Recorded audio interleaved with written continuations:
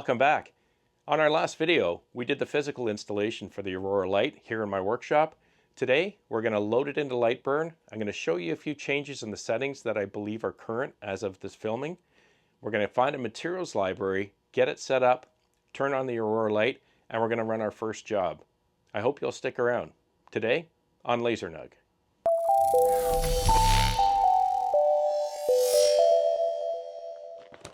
For the setup today, you want to grab that yellow bag that came with the Aurora LITE. From that bag, you want to get the thumb drive, the coated aluminum business cards. You're going to need your calipers. And of course, you're going to need your computer. Let's get her done. So I have the thumb drive connected to my Mac, and we're here in Lightburn. Let's add the Aurora LITE. I'm going to come down here to the bottom right. I'm going to click on Devices. In this window, you'll see my bolt is already there. I'm going to create manually. We're going to scroll down our list till we see JCZ fiber. It's right here. We'll highlight it, click Next, and we need to import the config file from the thumb drive. So we'll click on that. It's going to open us up into my file window. There's my thumb drive. Under Aurora LITE, I'm going to open that up. I'm going to go to Fiber Software. I'm looking for the EasyCAD2 file folder, and I'm going to scroll down till I see plug. Here it is. I'm going to open that folder, and I want the Mark Config 7 file. I'm going to open that. We're not going to pay attention to any of the red stuff. We're going to click on Next, and I'm going to name my laser. So this is the Aurora LITE. And I'm going to call it the 210 because it comes standard with a 210 lens, and there are optional lenses. So I'm going to call this the 210 in case I ever get those optional lenses. I'm going to click Next, and you can see it's now added as a device. I'm going to click OK, and you'll see here at the bottom right, it's sitting under my device list. If you look at it, there's my bolt, but we'll leave it on the Aurora LITE. Now we need to add the correction file. So we're going to come back up here under the wrench and screwdriver, click on that. Under our device settings, I'm going to come down here to where it says Galvo configuration, and I'm going to click Load Core File. It's going to open up my thumb drive again, and here I want to click under Correction File, and I'm looking for the file that has the 145-25. That's the correct file for the 210 lens. I'm going to open, and now you can see it's been added right here. I'm only going to make a few minor changes at this point. So we click on the Ports and Laser Settings tab, and down here under red dot, we're going to change that to a 4. And the other two changes we want to make is down at the bottom under Door Protect. We want to click that. We want to make it 15. And we want to change it from high to low. And we click OK. An important note for you good folks, you may possibly notice that the settings that you're loading from your thumb drive into Lightburn might be slightly different, some of them, than what you see on my screen. And that's because each of these machines, I understand, is individually tested and calibrated specific to your machine before it's sent to you. Which means that you may see some of your settings or the parameters might be off by 1/1000th of a decimal place, or might have a slightly different number, and that's okay because it's specific to your machine. However, you still need to make those changes on the second tab that you see me making today. So that finishes for now the device setup in Lightburn. Let's plug in the Aurora LITE, turn it on before we try to do our first job.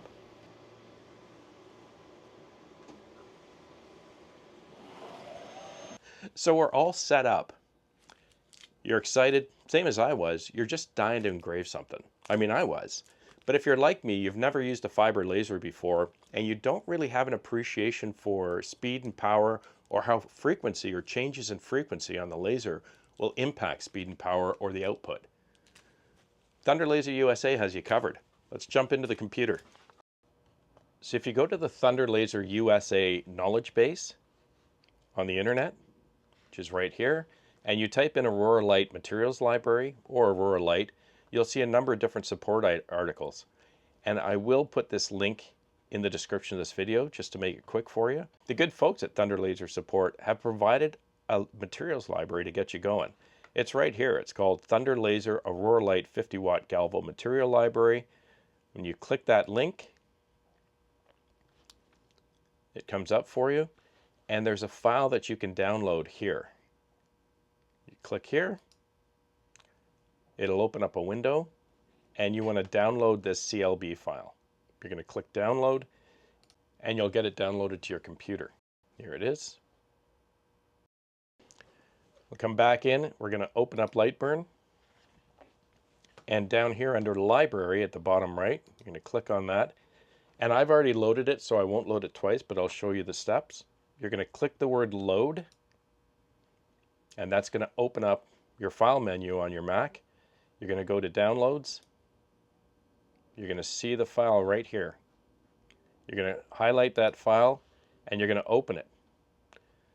I've already done it, so I'm just going to cancel that. When you open it, it's going to automatically load it as a second library in your library folders. And then you want to save.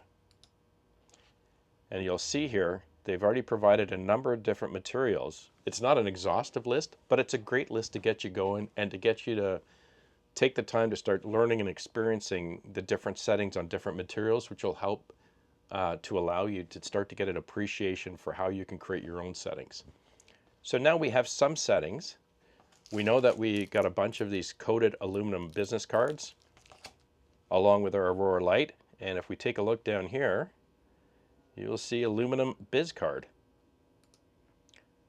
So let's use these settings, let's create something, put a picture in, and then let's do a test run on the Aurora LITE.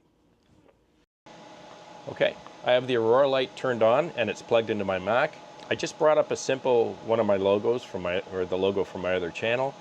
I'm going to highlight that logo, and I know that these biz cards, these aluminum cards, are 3 inches by 2 inches roughly.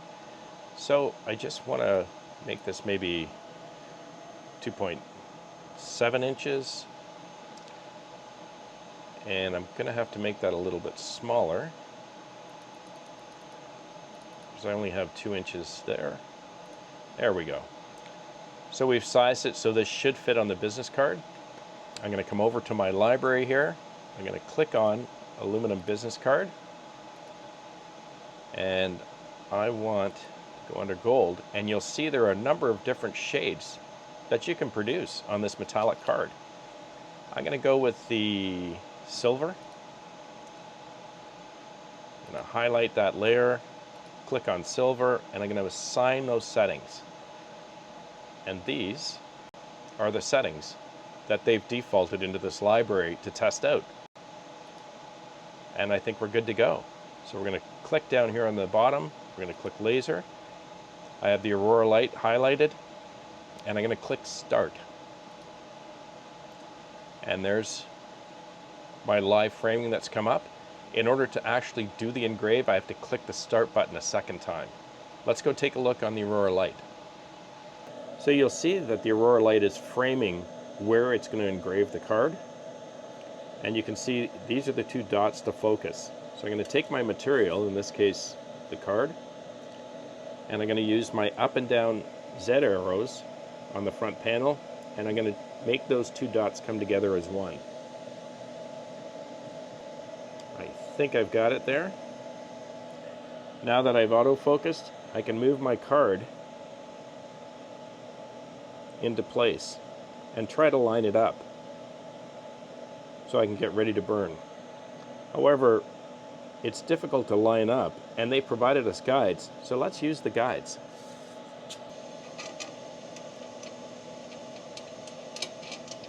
I'll take two of the screws and screw them down.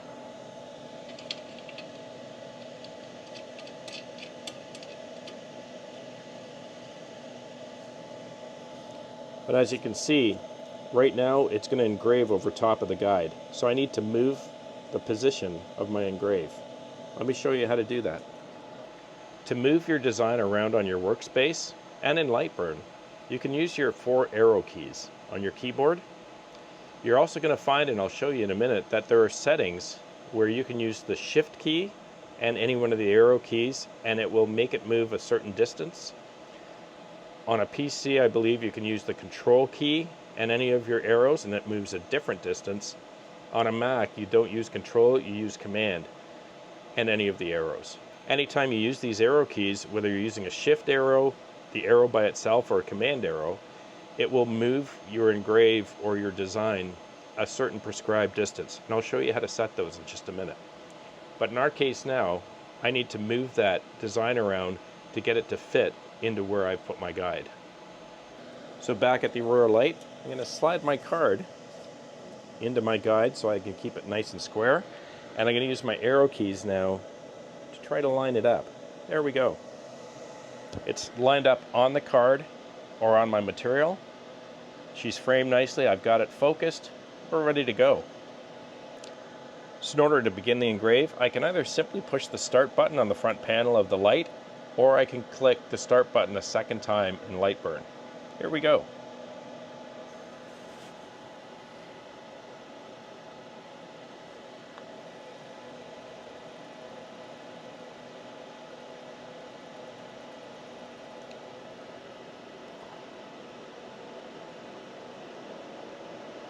You can hear the exhaust fan kick up now.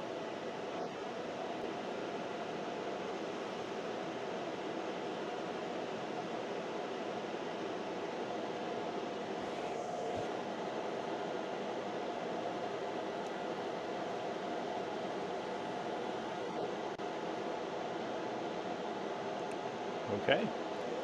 And if I wanted to run multiple or repeated cards with the same design, I'd simply remove the card, put a new one in, push start again, and just repeat that same process, and the LITE will continue to engrave the same design on the next piece of material or the next card. Let's take a look. So we've successfully done our first engrave, and it is silver, and it looks nice. Those settings that you loaded from the thumb drive into Lightburn should provide you the perfect settings for your machine. But in my case, I kind of played around with the settings, even though I shouldn't have. And I found myself in a position where my design in Lightburn was actually sized differently when I engraved it on the fiber laser.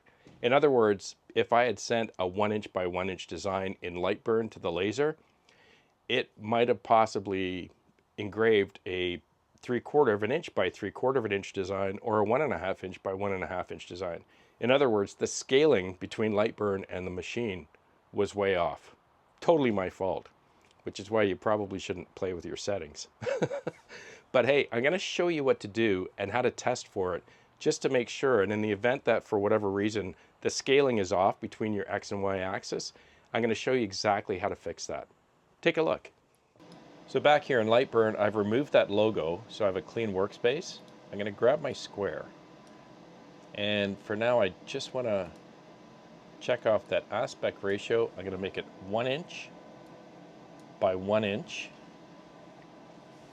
going to lock it again. And I want an engrave so I can test. So I'm going to click my select tool. I'm going to come over here to do an offset. I'm going to do an inward offset. And I don't need a really big engrave. I just need enough that I can see it. So we'll make this 0.03. And we're going to make sure we have corners. And we're good there. Okay. I'm going to highlight both and group them. I want to check to see what it's going to look like. Yep, that's it. And we are exactly 1" by 1". I still have the same settings here, which I set previously for this black fill. So that should give me the silver output. Everything's set up. And I'm going to use the back side of that business card to do this test. So I'm going to click start. And we're going to go line it up in the Aurora LITE and get it running. I don't need to refocus it again. I'm just going to put my card in place. And I'm going to use the arrow keys on the computer to move that shape down onto the card.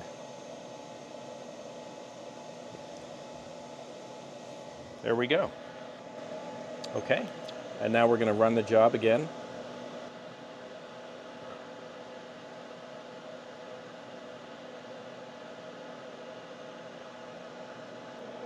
Let's take a look at our square. I'm going to take my calipers and I'm going to measure to see if that is exactly 1".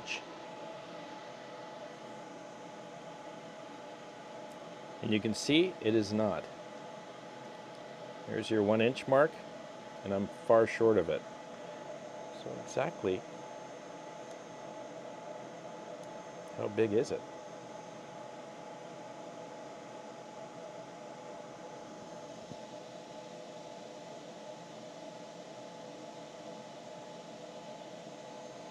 So it looks like my x-axis measurement, or my horizontal, is 1.137. I'm going to write that down. And what would be my y-axis is also 1.137. Okay. Here in Lightburn, I'm going to come back up to my wrench and screwdriver. Down here, about midway through the page, you'll see Galvo 1 and Galvo 2. Both of them have a scale, and they're currently set at 100%. I'm going to click to calibrate my y-axis. My requested size was 1, and my measured file size was 1.137. I'm going to click OK, and it's now scaled it for me. I'm going to go to my Galvo 2, do the same thing. I'm going to click on Calibrate Axis, little dot. My requested size was 1, and I ended up with 1.137. Okay. So it has automatically scaled the output. Let's go test it again on another card and see if it scaled it correctly.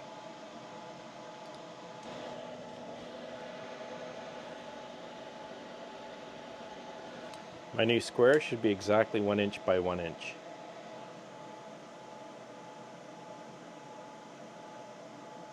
Yeah, 1 inch. 1 inch. Excellent. That's how you calibrate or scale your output. Let me show you where you can adjust those arrow movements in Lightburn. So if you're not happy with the distances that your arrow keys are moving your design around, come up here to the top under the gear wheel in Lightburn. And if you come down under settings, under snapping, you'll see right here under display and units, control arrow, and there's a distance, arrow by itself, and there's a distance, and shift arrow, and there's a distance. You can set these distances to whatever you'd like, click OK, and it'll save those distances for you. One last thing that might be different from your current laser, if you have a CO2 laser, in my case I have a bolt, the bolt has a built-in memory. So whenever I send a file from Lightburn to the bolt, the file gets sent and stored at the bolt, which means I can run it directly from the bolt. In the case of the Aurora LITE and many other lasers, there's no built-in memory here. So when you're sending a file to the Aurora LITE and it's running or doing that engrave for you, it's actually feeding directly from Lightburn in the computer at all times. If you disconnect the Aurora LITE or you close that window in Lightburn and try to rerun the job, it won't run because it's not being stored locally on the LITE itself. It's running it directly from your computer. So hey, you're all set up in Lightburn, the unit's all set up, you've got some test cards, you've got a materials library, and an opportunity to explore. I hope today's video has been helpful for you. Please keep in mind that those settings that I provided, or those changes or adjustments to the settings loaded into Lightburn, are accurate as of right now, as the release of this video. And it's my interpretation, or from my discussions with Thunder Laser, is how I came up with those adjustments. But you may find, depending on when you buy your Aurora LITE, that the adjustments they recommend at that time may be different. But if it's in and around September 2024, I think you're good to go. Good luck with the new machine. Have a great week. Please be kind to each other, and I'll see you again right here. I'm Gord Potter, and you've been watching Laser Nug. Cheers.